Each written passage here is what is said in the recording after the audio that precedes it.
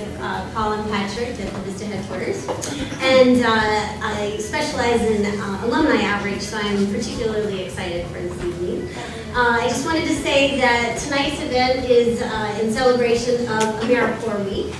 And you may not know, but AmeriCorps Week exists here in the springtime every year. And the purpose of it is to bring awareness to national service, to share our stories as we're doing here tonight, and to encourage others to serve and to get involved.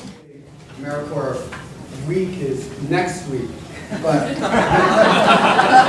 we felt that VISTA is about 40 years older than AmeriCorps, so it's only appropriate that we start 4 days before.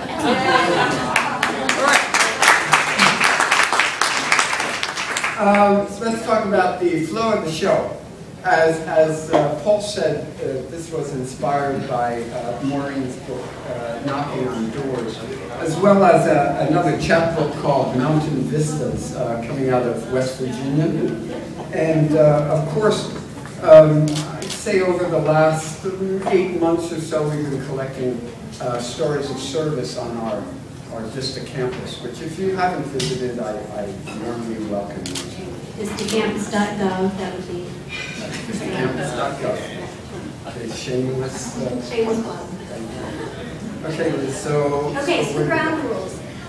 We're going to have Maureen kick us off, and Maureen, it's been, where's Maureen? Anyway, there she is. It's been a delight working with you and organizing this, so she's going to kick things off and introduce the folks that have contributed to the book. So we're going to hear from them, and they might get a little bit longer than everybody else, okay? So we're gonna let them have a little bit longer, and then afterwards, we're going to go in chronological order by decade. I was asked to talk about how I came to write the book, Knocking on Doors, so I'm just going to do a little bit about that.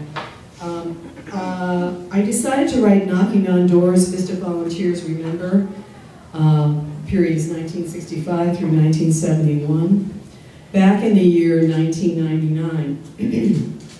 Besides William Crook's Warriors for the Poor, which was a book about VISTA, and A Peck of Salt, a VISTA memoir I'd read in the 1970s, and the name of the author escapes me, and it may be out of print. But I found no other books at that time about 60s volunteers' experiences. And as a history teacher, and I'm now retired, I knew it was important to document our stories. 35 interviews, and it could have been more. Could have gone on and on. The people in the book include authors, lawyers, judges, teachers, college administrators, social workers, people working in nonprofits, politicians, business people, and some, and I'm just shamelessly here about doing this, like Ray Magliozzi of NPR's Car Talk, who are more nationally recognized, although we were all movers and shakers, I think, in our own communities, right? I'm Jess Halpern, and I served in Silver Spring 2008 to 2009, and now I work for a small nonprofit lobby group working on cutting the military budget and providing more funding for programs like VISTA so that we can afford to keep organizing posts like this. My name is Sandy Robson. I was a VISTA from 2008 to 2009 in Baltimore, Maryland, and now I'm actually working at the same place that Jess was.